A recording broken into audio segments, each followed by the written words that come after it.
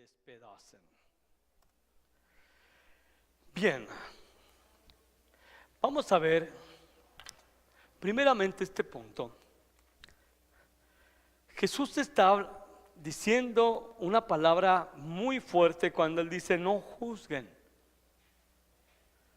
Y ese no juzguen, visto así en el griego original, el sentido de esa prohibición es tan intensa que es como si Jesús estuviera diciendo, ni siquiera piensen en esta posibilidad de juzgar.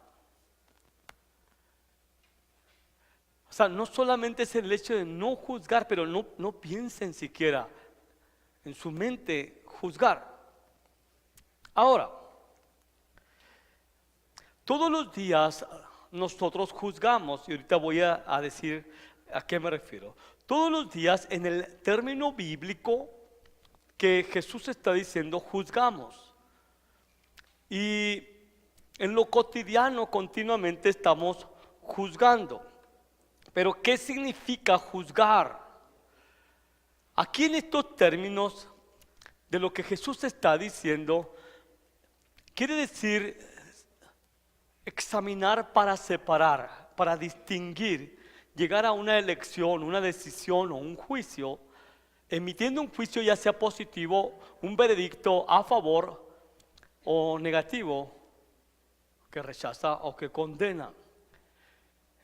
También significa escoger separando. Generalmente se refiere a hacer una determinación de lo correcto o incorrecto, de inocencia o de culpa, especialmente en un estándar legal. Solo juzgamos, aquí esta es la conclusión de esta definición, con precisión, mediante comparación inteligente y contraste basado en la palabra de Dios. Es decir, para probar, preferir lo correcto y rechazar lo que es inferior o lo que es incorrecto. Así que básicamente juzgar significa examinar algo y decidir el rumbo, el destino de ese algo. Juzgar una situación, juzgar algo, un objeto, juzgar a una persona es examinar para tomar una decisión. Vamos, usted va al mandado, ciertamente algunos de ustedes van al mandado, hombres y mujeres, y si ves como yo, voy a las verduras, me toca escoger las papas y mi hija está a mi lado y me dice, papá, ¿sabes escogerlas? Ella podría decir, ¿sabes juzgarlas? Digo, tengo 25 años de experiencia que me respaldan. Así que agarro las papas y las empiezo a echar a la bolsa. Digo, están buenas, están buenas, están buenas, están buenas, están buenas. Y de repente ella agarra una, así que sabes juzgarlas, sabes escogerlas. Y me enseña una papa que yo agarré y está dañada. Porque no observé bien, con mucho cuidado a esa papa para poder determinar que merecía estar en la bolsa y llevarla a casa. Así que vas a comprar un carro y tienes que juzgar si ese carro es el que necesitas, tienes que examinar si está en buen estado y entonces decides o este carro o este otro carro. Porque cumple los requisitos que tú necesitas para llevártelo o suple la necesidad de lo que tú estás buscando. Así que Jesús nos está diciendo que no juzguemos, pero también en otras porciones nos anima a juzgar.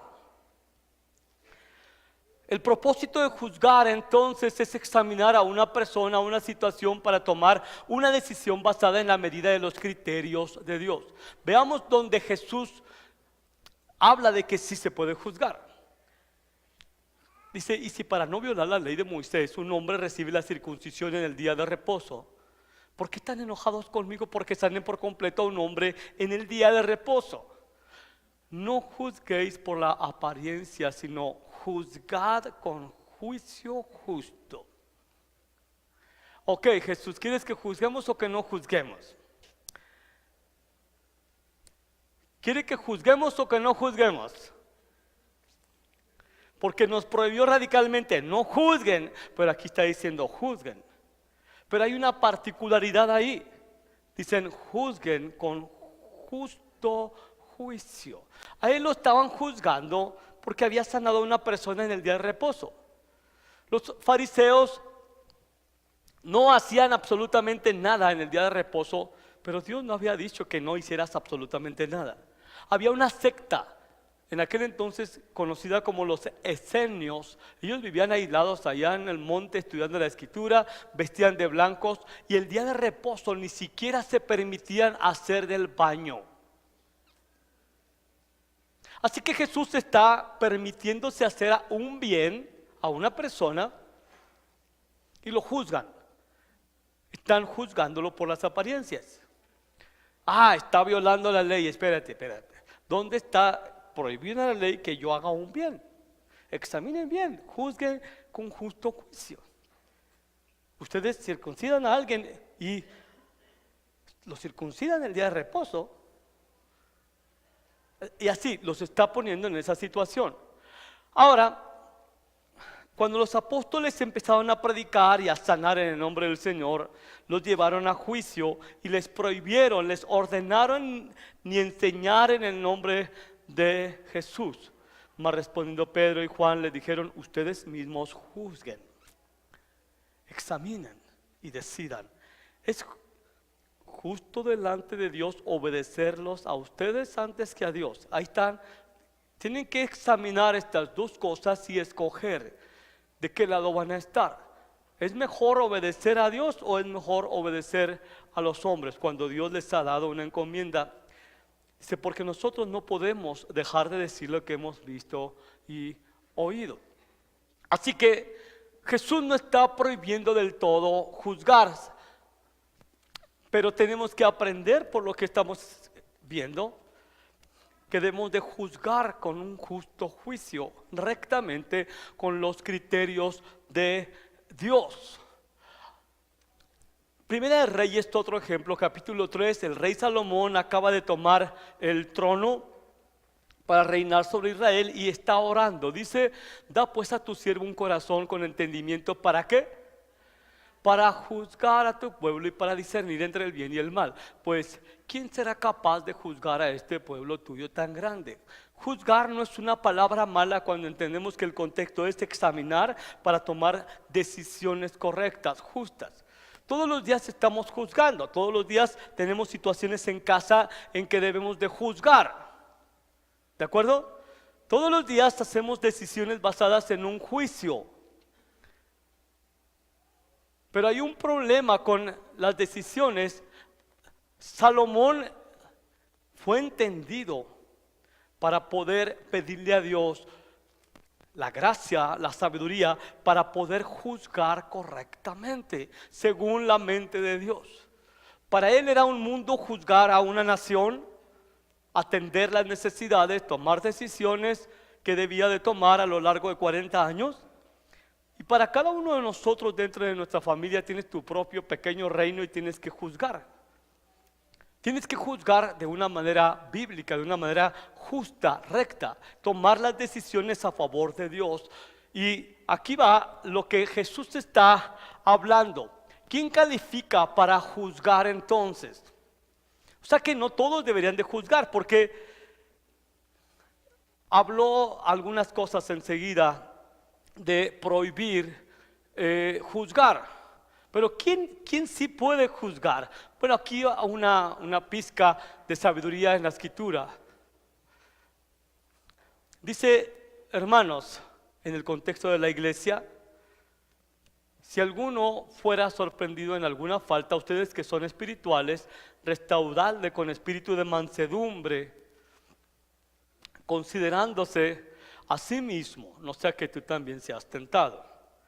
Así que el apóstol Pablo está presentando una situación dentro del contexto de la iglesia y se puede aplicar dentro del contexto de una familia. Si alguien es sorprendido en alguna falta, el contexto y la palabra aquí donde está hablando Pablo se refiere a una situación en que alguien que ama al Señor se dio a una tentación, incurrió en una falta. Una falta, llámale si quieres, no tan grave o medianamente grave o muy grave. Incurrió en esa falta y fue sorprendido. Escuchen bien, esto es clave para el manejo de los conflictos a nivel de cualquier relación dentro de la iglesia, en tu familia. Fue sorprendido. Es decir, por alguna razón salió a luz esa falta que se cometió. La iglesia no somos policías y no debemos de funcionar como policías, saber quién está pecando. No hay que investigar la vida de todos para ver quién está pecando. No se hace eso. Cuando alguien está pecando, verdaderamente Dios lo va a sacar a luz. No necesitamos andar con lupas examinando a cada uno. Dios saca a luz lo que es necesario que salga a luz para ser corregido. Así que Pablo está diciendo, si alguien ha sorprendido en alguna falta, ustedes que son espirituales, está hablando de juzgar, pero hay que juzgar bien. Ustedes que son espirituales, eso sí es muy profundo. Ustedes que son espirituales, ¿qué se imaginan con espiritual? Que no tienen cuerpo físico, que tienen alas. Alguien espiritual es alguien maduro. ¿Y qué es eso de ser maduro espiritualmente hablando? Bueno, que tiene un buen nivel de la mente de Cristo, que entiende el pensamiento de Dios para esas cosas, que ha crecido en el conocimiento de Él, de sus caminos, en una buena medida. Tiene un corazón de siervo, quiere servir a la persona que fue sorprendida en una falta. Quiere servirle, quiere ayudarle. Otro es que tiene un corazón compasivo y misericordioso, no es un juez implacable. Vas a tratar algo que se tiene que tratar con pincitas, algo delicado.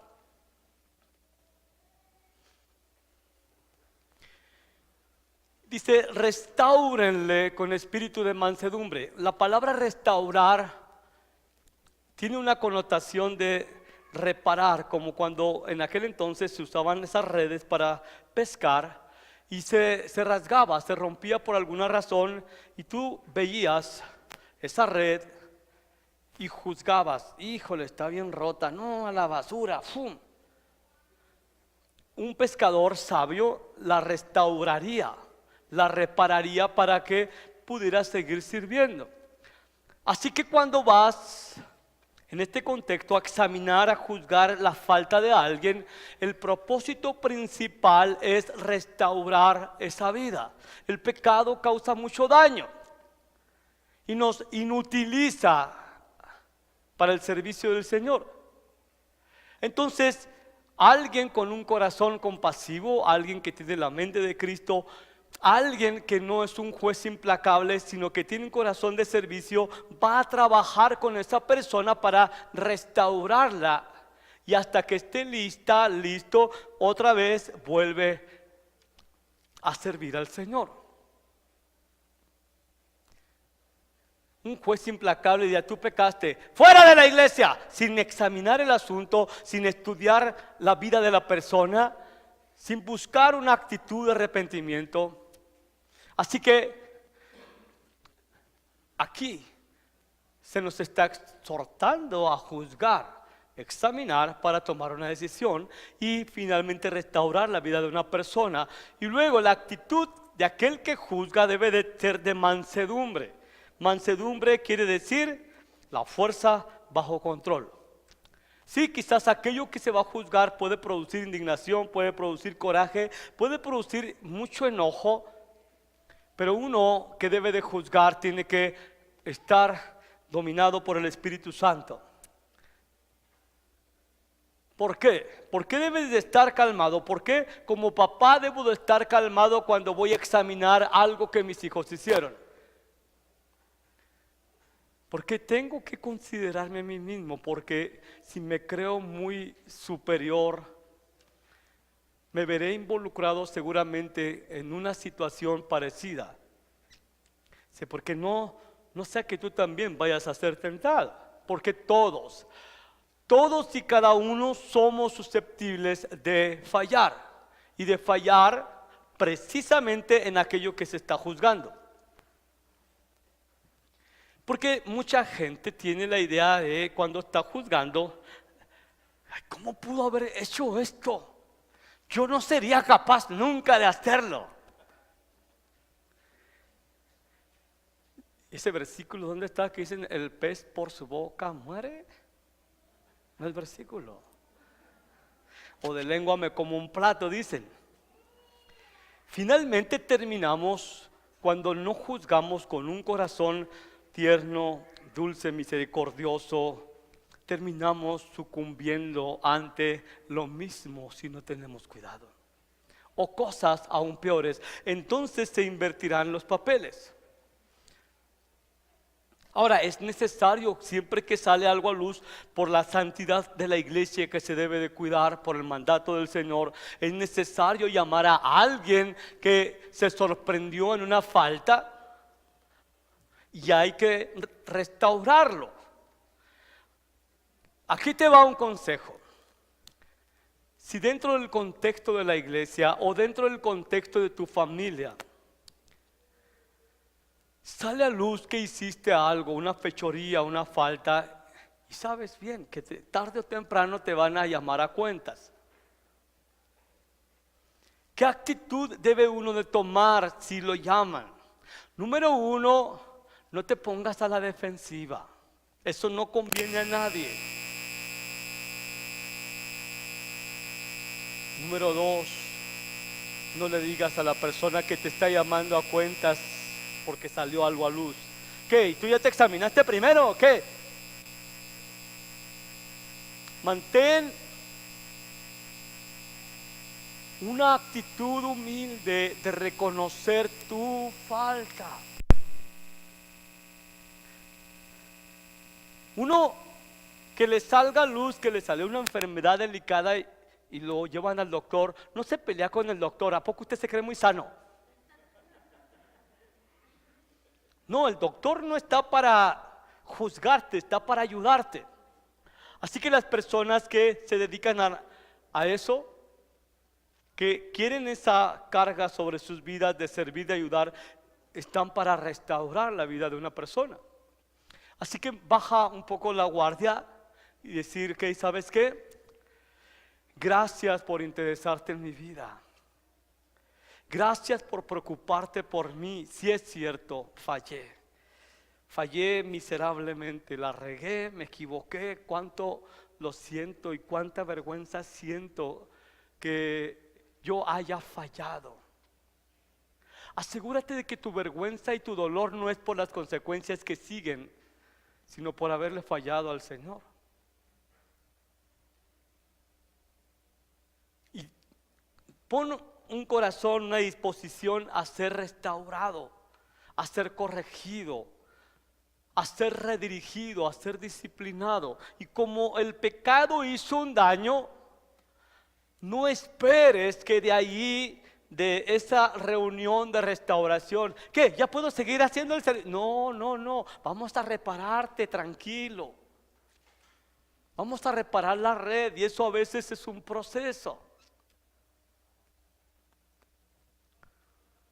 Involucra a veces tiempo dependiendo de la falta.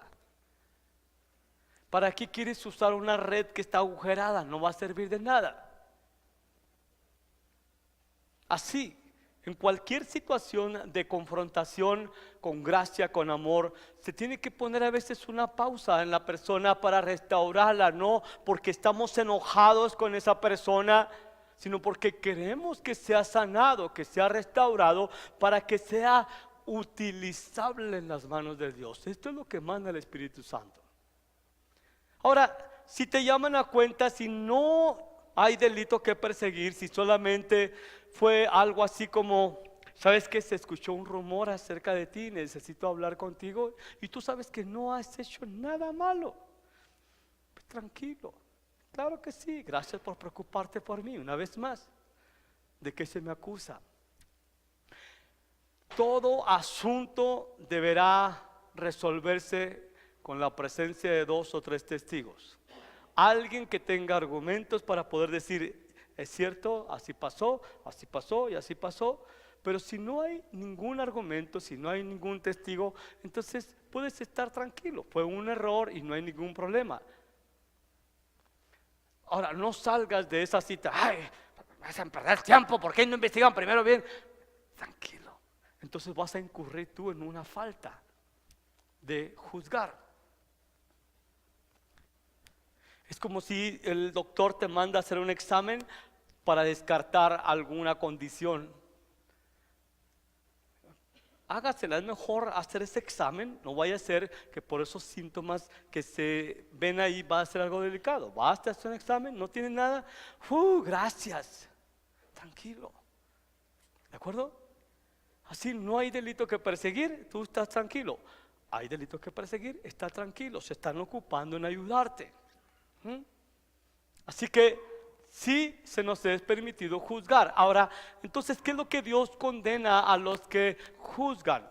No importa si es hacia adentro de tu casa o dentro del contexto de la vida de la iglesia.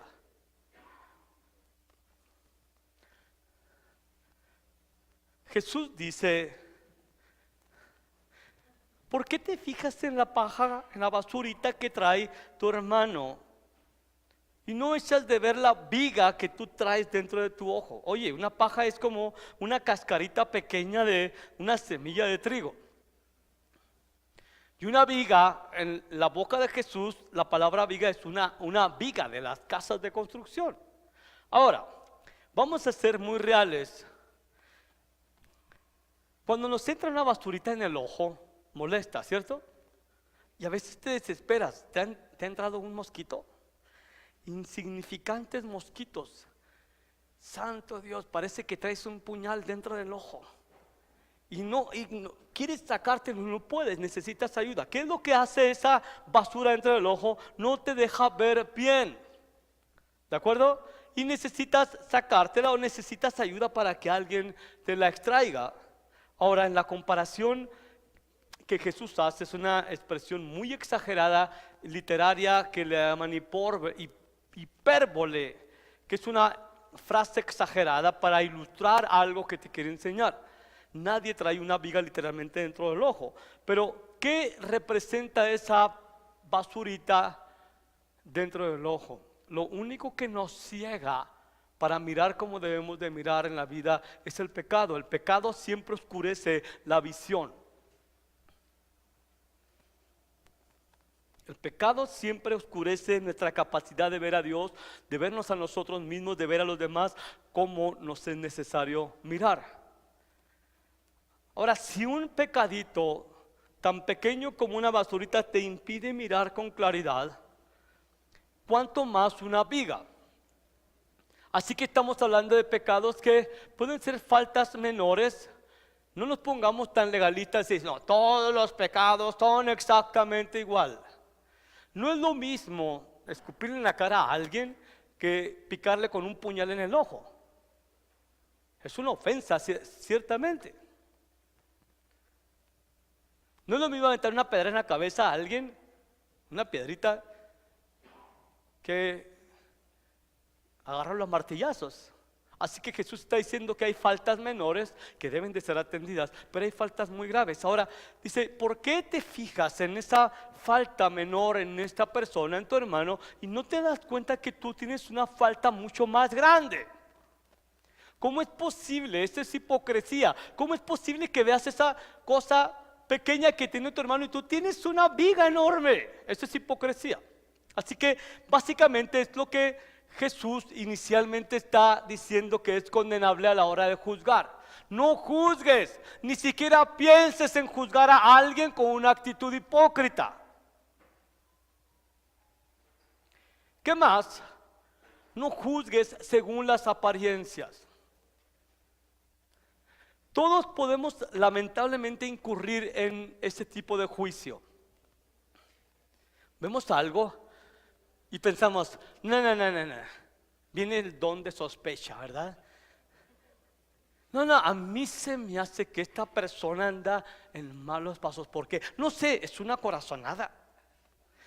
A toda vista se ve que así es. Eso es juzgar según las apariencias. Bueno, ¿por qué no hablas con esa persona? No, ¿cómo crees? Pero anda abriendo la bocota y quemando el testimonio de alguien de quien no tiene una prueba. Ni una prueba, ni una mínima prueba, solamente por las apariencias. Tener una opinión personal acerca de algo que a mí me parece que quizás está mal, es juzgar por las apariencias. por un código personal, muy personal, que no es de Dios, a mí me parece que eso está mal. A los fariseos les parecía muy mal que Jesús y sus discípulos no se lavaran las manos antes de comer. ¿Qué les importa? Ellos son los que se iban a enfermar. Pero Dios nunca condenó que no se lavaran las manos. Era por las apariencias. Entonces, debemos de tener mucho cuidado cuando observamos o cuando escuchamos algo, porque de Jesús se dice en el libro de Isaías que Él no juzgaría por lo que veía o por lo que escuchaba, sino que su juicio sería justo. Y Él no necesitaba que nadie le dijera acerca de la gente, porque Él conocía lo que había en el corazón de los hombres. Así que tiene que ser algo más que el Espíritu Santo saca a luz y revela de alguien, para poder entonces pensar en la posibilidad de juzgar algo, juzgar a alguien. Así que no juzguemos según las apariencias, ni siquiera nos atrevamos a abrir la boca. Yo pienso, yo creo que muy probablemente está pasando esto. Eso es juzgar las apariencias, por las apariencias, porque a nosotros nos pareció que quizás eso estaba ocurriendo. También es pecado juzgar condenando a alguien inocente. Hay una historia interesante, como no la conté en el primer servicio. Un joven en una iglesia anda evangelizando en la calle y llega afuera de un bar y hay una prostituta. Y este joven le está dando un folleto, pero está así de espaldas. Aquí está la prostituta, entonces le está dando un folleto y no se ve. Pasa una persona de la iglesia a donde ese joven va y va corriendo con el pastor a decirle: este muchacho líder de la alabanza anda con prostitutas. ¿En serio? Yo lo vi con mis propios ojos. El pastor comete el grave error de traer a juicio a este joven. Le da crédito a la persona que lo vio y finalmente el resultado es que expulsan a ese joven de la iglesia por andar con prostitutas. Al cabo de 1 o 2 semanas llega una mujer muy mal vestida y está en la puerta viendo hacia adentro del templo, y una persona, un servidor se acerca: ¿anda buscando a alguien? Sí, ando buscando al joven que me hizo esta invitación. Me habló de Cristo en la calle y por eso vine a la iglesia. Y van con el pastor y el pastor la regamos. Por cierto, en esa iglesia era una cadena de iglesias en donde boletinaron a ese joven. Y en varias iglesias se supo que ese joven andaba con prostitutas. Se fue muy lastimado. El pastor va y lo busca. ¿Sabes qué? Nos dimos cuenta que cometimos un error. Fue la mujer a la que estás evangelizando y por favor vuelve a la iglesia. Y le dijo: pastor, claro, le voy a decir cuándo voy a volver a la iglesia. Agarra una almohada, esas que tienen plumas de ganso bien ricas, la rompe. Vivía en una planta alta el joven, abre la ventana y avienta todas las plumas y está haciendo el aire, pero bien padre, de esos que vienen así en febrero, y las plumas salen volando por todos lados. Y este joven le dice al pastor: cuando reúna cada una de estas plumas que usted tiró al hablar mal de mí en todas las iglesias, entonces yo volveré a la iglesia.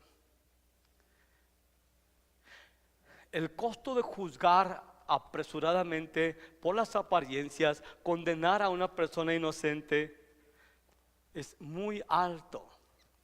Por eso Jesús dice: ni siquiera piensen en juzgar a alguien y hacerlo de una manera incorrecta. También juzgar liberando al culpable. A la persona que juzgó a este hombre, a este muchacho, salió inocente y fue realmente culpable de todo ese desastre. Juzgar según preferencias personales también es lo que Jesús nos está diciendo. La Biblia está llena de este tipo de cosas. Yo preferiría que esta persona no sirviera porque siento una corazonada de que no está bien, porque te cae mal. Yo preferiría que esta persona, no me pongan a servir con él porque no me gusta como es. Es un gusto, es una preferencia personal. ¿Qué es mejor, que yo haya venido a la iglesia con una camisa roja o con una camisa blanca? No es un 4, ¿eh?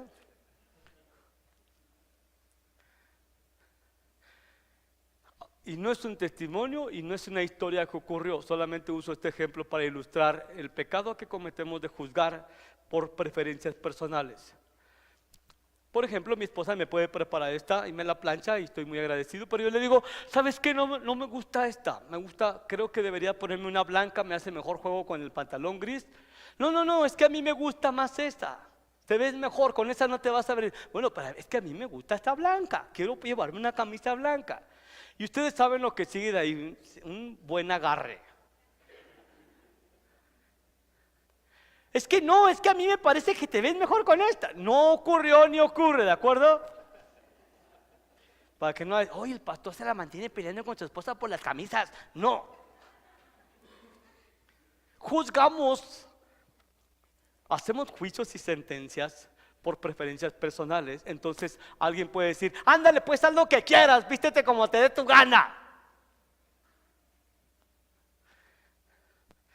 Dile al que está a tu lado, este es para ti, pero me lo tomo yo.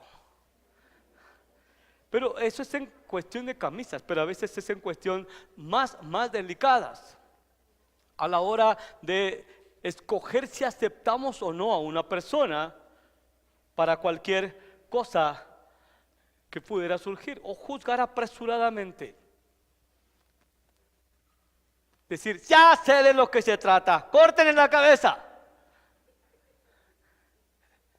Nunca juzgues apresuradamente a nadie o juzgar por motivos egoístas. Aunque sabes cuál es la verdad, puedes juzgar porque emitir un juicio en esta dirección te va a beneficiar más a ti. Juzgaron a Jesús también por envidia, por motivos egoístas. No les convenía, ellos estaban perdiendo popularidad mientras Jesús ganaba popularidad. Juzgar con parcialidad o favoritismos. En fin, vamos a hablar de los peligros de juzgar de manera equivocada. Jesús no quiere ni que pensemos en la posibilidad de juzgar de una manera equivocada, porque nos lo aclaró, dice, porque con el juicio con que juzgues serás juzgado, y con la medida con que mides os volverán a medir.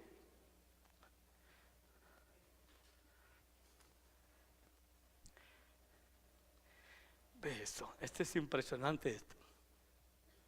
Jesús nos quiere librar de que juzguemos mal a causa de esa consecuencia.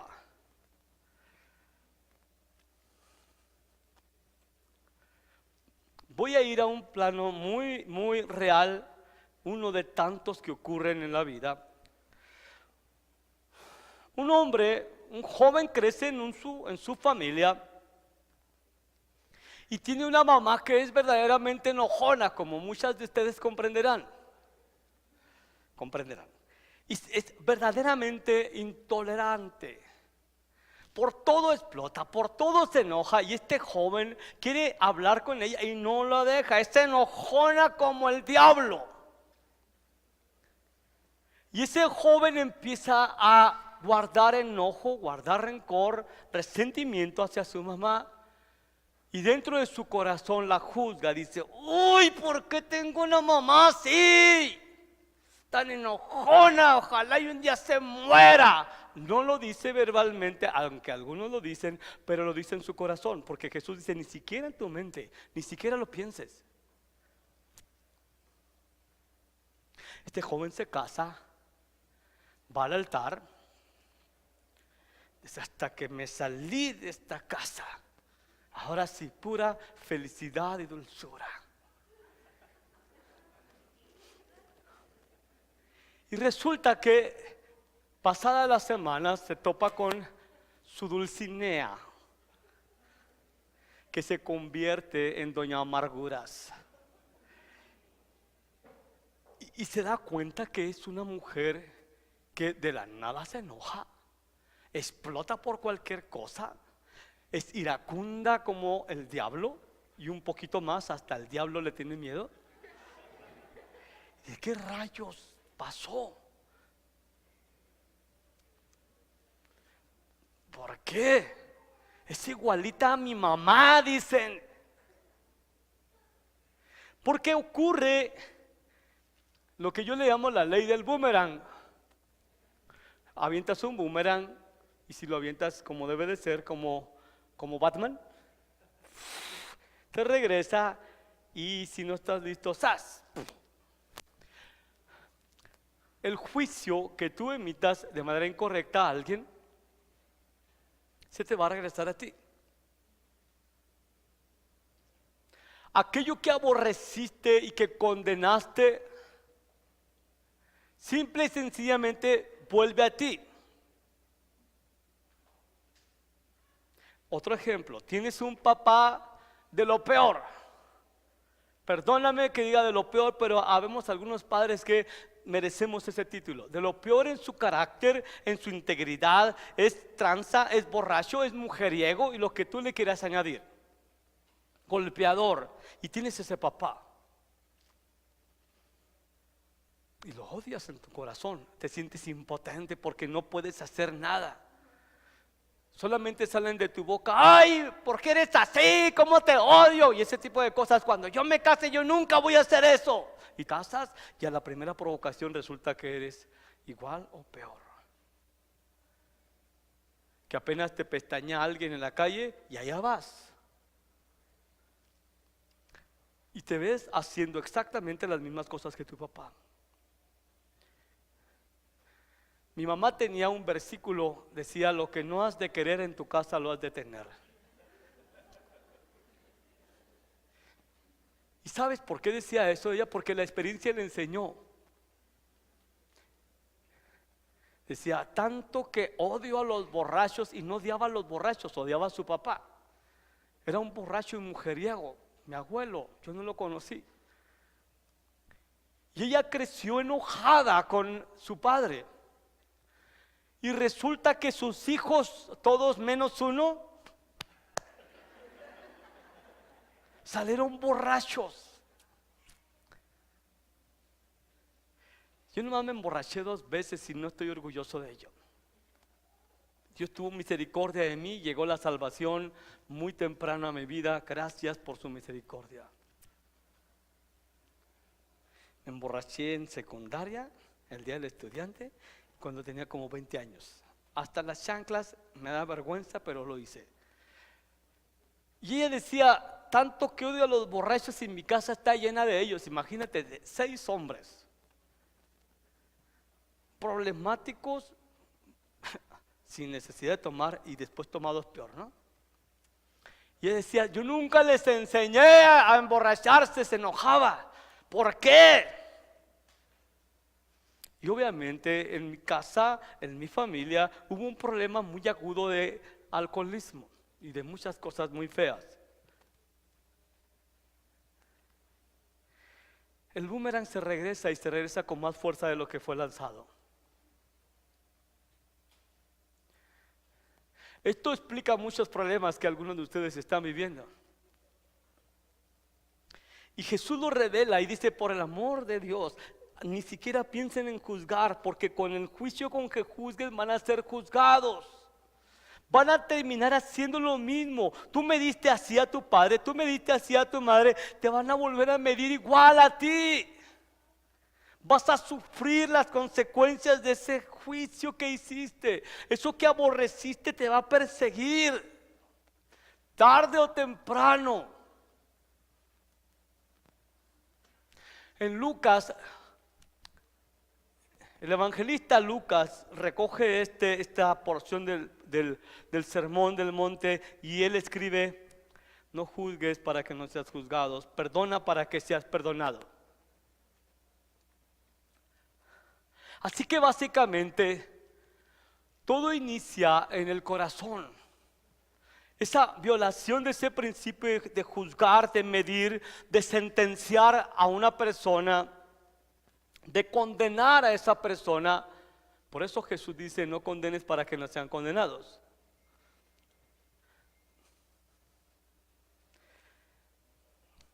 Comienza con el análisis equivocado que hicimos acerca de esa persona. Ese joven que juzgó a su papá se creyó mejor que su papá para juzgarlo. Esa mujer que condenó a su mamá se creía mejor que su mamá para juzgarla. Porque estaba enojado, porque estaba enojada con su papá, con su mamá, y simplemente llegó a avergonzarse tanto de su padre y su mamá que ya no quiso saber nada de esa persona. Pensó que le iba a ir mejor sin estar con su papá o su mamá, y le fue peor. Estaba enojado. Hay una historia, para ir al punto final, estoy casi por acabar esto. Hay un libro que se llama El maravilloso poder del perdón, que cuenta esta historia. Y es la historia de la esposa de un pastor. Ella cuenta ese testimonio. Algunos quizás ya lo leyeron. En el contexto de la iglesia, esta mujer extrañamente era tratada mal por muchas ovejas. La trataban mal, eran groseras con ella, y ella no hacía necesariamente algo para ser tratada así. Pero eso no era lo peor del caso. Lo peor es que el esposo, el pastor, no hacía nada para protegerla, para defenderla. Ella iría y le diría: mi amor, otra vez me volvieron a ofender, así. Yo no les hice nada. A ver, ¿qué te dijeron? No, pues esto, así y así. Ok, yo lo arreglo, pero nunca arreglaba nada. Entonces ella se hartó, y lo mejor que pudo hacer fue orar. Empezó a orar, y ella testifica que el Espíritu Santo le trajo a la memoria que cuando ella era pequeña tenía una mamá bastante agresiva, bastante violenta y iracunda. La maltrataba físicamente, y el papá no hacía nada. El papá solamente dejaba que siguieran las cosas y no defendía. Dicho entre paréntesis, algunos papás o algunas mamás se mandan a la hora de disciplinar, no disciplinan bien. Son abusivos, son abusones. Entonces uno de los dos se queda así como, ¿le digo o no le digo que está pasándose de la mano? Dígaselo. Y ¿sabes qué? Te estás pasando de las rayas. Está bien que hizo algo mal, pero bájale. No tienes que gritar, no tienes que ser abusivo ni golpearlo de esa manera. Habla con él, enséñale. Hay que hacer eso. Así que esta mujer solamente vio a su padre contemplar el abuso, la violencia de su esposa hacia esa muchachita. Y nunca la defendió. Así que ella guardó no solamente rencor hacia su mamá, pero un odio hacia su padre, que nunca la defendió de la violencia. Lo juzgó. Y lo juzgó con enojo, lo juzgó hipócritamente, porque ella también tenía faltas. No se justifica ni una cosa ni la otra. Ambos están mal y ambos necesitan ser reparados, como aquel que tiene la basura, como aquel que tiene el tronco, necesitan ser sanados. Así que ella empezó a cosechar esa ley del juicio, esa maldición, en que su esposo estaba haciendo exactamente lo mismo que al papá que ella aborrecía. ¿No les ha pasado a ustedes que están casados y aguas con los solteros? Que de repente descubren: y este vato con el que me casé es igual a mi papá, o esta muchacha igualita que mi mamá. Tienen cosas tan parecidas que dice alguien: ¿te casas con tu papá o te casas con tu mamá? Y lo peor es que cuando se dice eso siempre se resalta lo feo, lo negativo. Pueden pasar saliva. Si no les gusta algo de su papá y no lo han resuelto, seguramente el boomerang viene y viene con ganas. Ahora, Jesús no vino a condenar. Jesús vino para que el mundo fuera salvado por medio de Él. ¿Qué sucede si tú te ves en una situación así? Estás cosechando algo de ese juicio. Estás verdaderamente ahorita descubriendo que estás sufriendo algunas cosas resultados de haber juzgado. Y dices, caramba, si no vengo este domingo ni cuenta me doy que esa es la razón. ¿Qué puedes hacer? Bien, como juzgar de manera incorrecta o hipócrita o parcial o favoreciendo o egoístamente es pecado, porque estás sentenciando, estás dando una condena y ese lugar solo le corresponde a Dios. Entonces estás pecando de juzgar, de usurpar el lugar de Dios. Necesitas entonces confesar tu pecado de juicio. Esto es lo más glorioso que van a escuchar si nunca lo han escuchado, y de este mensaje necesitas ir con Jesús y decir, mira, acabo de ver esta palabra y me di cuenta que incurrí en juicio en mi niñez, en mi adolescencia, y estoy viviendo estas consecuencias horribles de mi propio pecado. Admito que juzgué, estoy mal y me duele, Señor, haber juzgado a quien sea. A veces juzgas, padre, madre, a veces juzgas a tu esposo, a veces juzgas a tu esposa, a veces juzgas a líderes, y todo trae consecuencias cuando no se juzga bien. Así que confiesa tu pecado de juicio. Es la primera parte de lo que uno debe hacer. No lo es todo. Te estoy dando un proceso, pasos hacia tu libertad. Segundo, tú juzgaste a alguien seguramente porque eso te lastimaba. No todo lo que juzgamos nos lastima, pero vamos, en este caso, la gran mayoría juzgamos con enojo a alguien porque nos lastimó eso que hizo, porque nos duele algo de esa persona. Entonces tenemos que dar gratuitamente para que se active y se experimente el perdón que estás pidiendo acá. Entonces Jesús ahí en Lucas 16 dice, perdonen para que sean perdonados.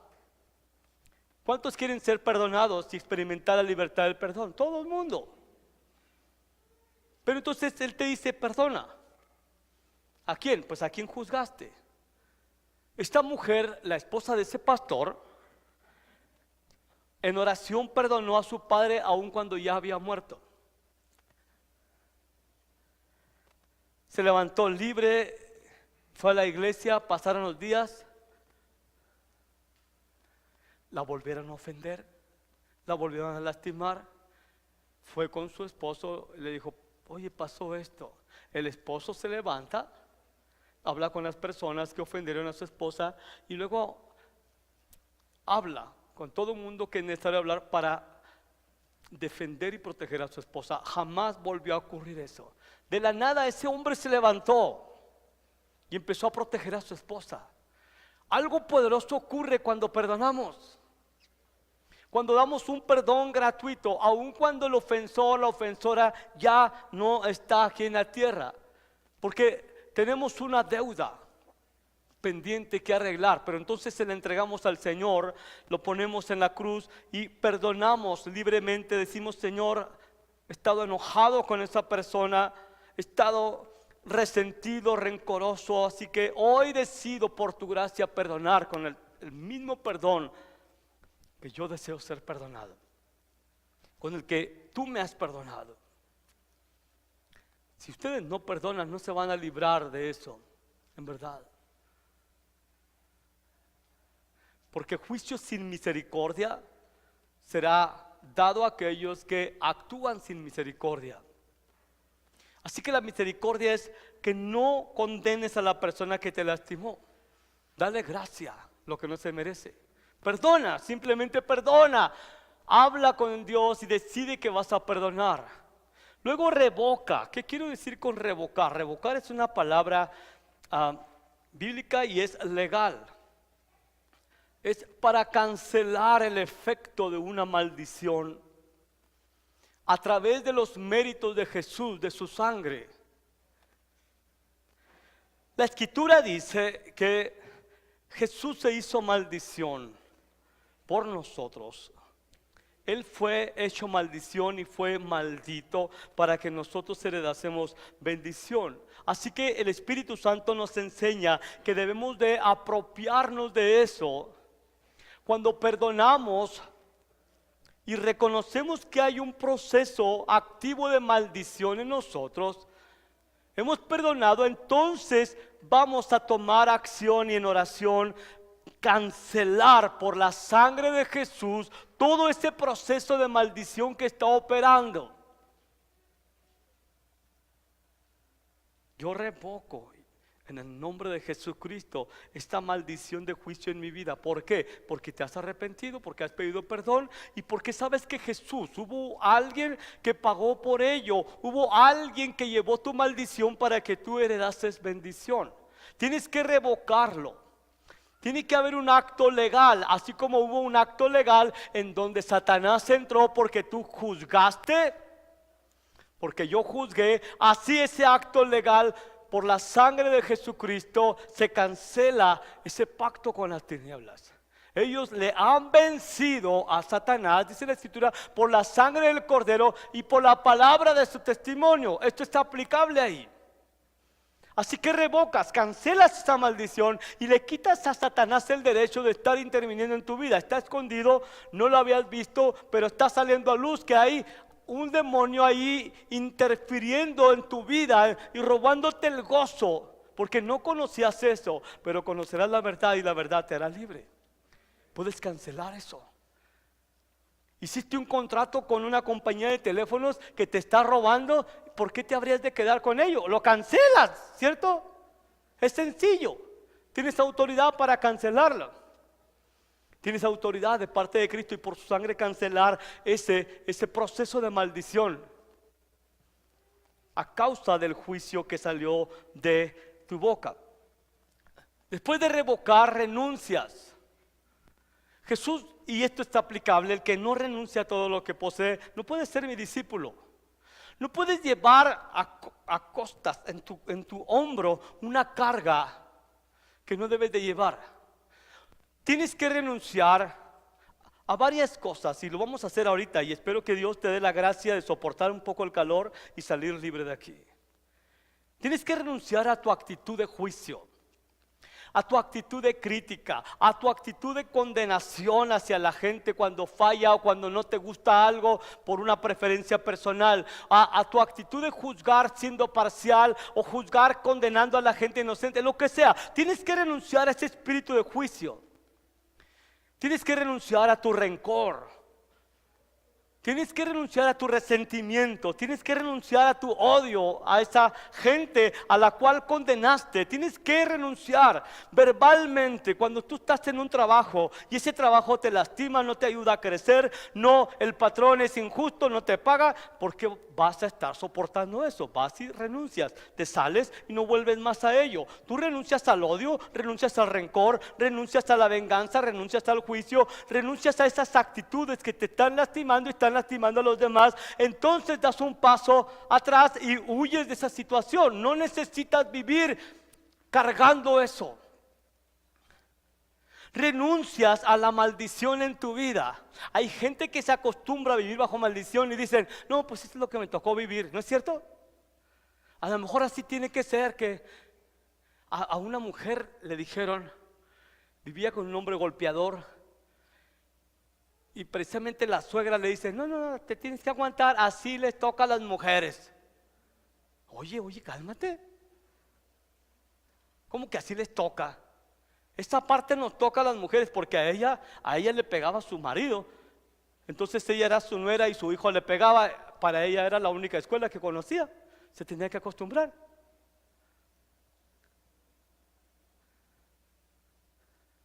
Así que renuncia, no te acomodes a ese estilo de vida de maldición. Renuncias a Satanás. No aceptes que él te robe más. Dios te da autoridad para hollar serpientes y escorpiones. Y después de que haces eso, dale gracias al Señor por lo que ya está haciendo.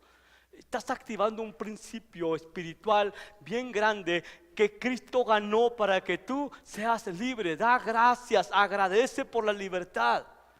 Y agradeces porque sabes que es la voluntad de Dios que tú estés libre de ese juicio, que estés libre de esa maldición. Y Dios está operando milagros de libertad. Va a romper cadenas, va a romper ataduras en tu alma y vas a empezar a mirar muy pronto cambios en tus relaciones. Te lo puedo asegurar, sé de lo que estoy hablando.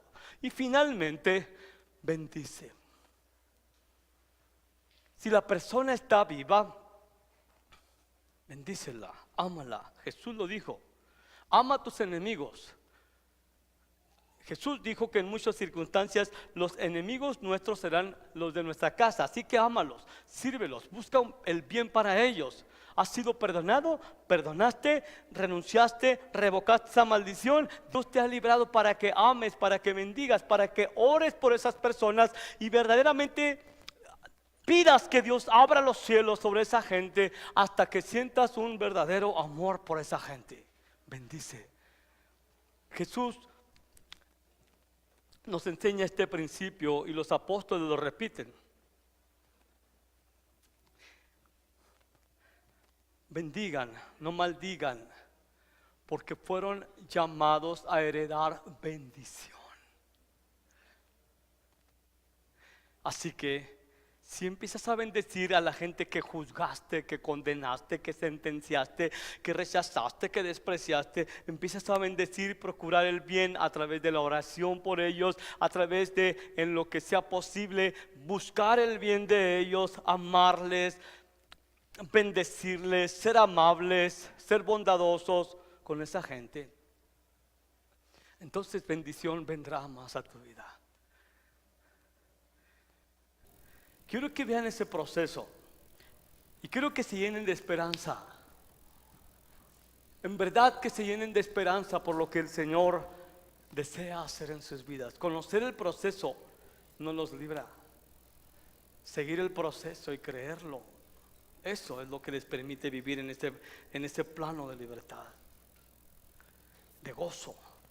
Nadie puede vivir feliz encadenado y atado, nadie. Y si no has conocido la libertad que Cristo trae a aquellos que ponen su fe en Él, hoy puede ser el día que comiences a mirar y decir: wow, se ve diferente. Cristo me acaba de sacar el tronco o la paja, lo que sea. Todos tenemos pajas o troncos y todos necesitamos ser librados de lo que no nos deja ver. ¿Qué tienes? ¿Pajas o troncos?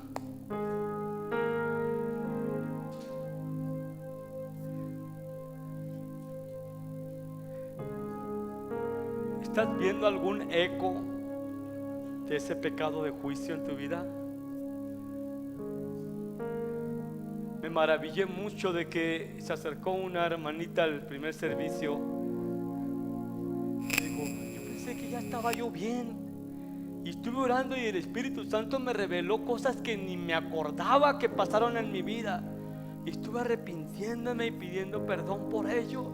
Me siento tan bien. Así que, ¿qué te parece si les permites al Espíritu Santo? Ese es el restaurador por excelencia. Él no se va a acercar contigo con un tronco en el ojo. A ver, déjame te saco el bosque que traes ahí. Él es santo, Él es puro. Y cuando Él juzga, juzga con un justo juicio, para sanarte, para restaurarte, para decirle a Satanás: hasta aquí llegaste, no más. ¿Hay algo que estás viendo? ¿Un eco del juicio en tu vida? ¿Una repetición que dices: caramba, ¿por qué no supe esto antes? A mí me pasó. Cierra tus ojos, sale Espíritu Santo, en el nombre de Jesús.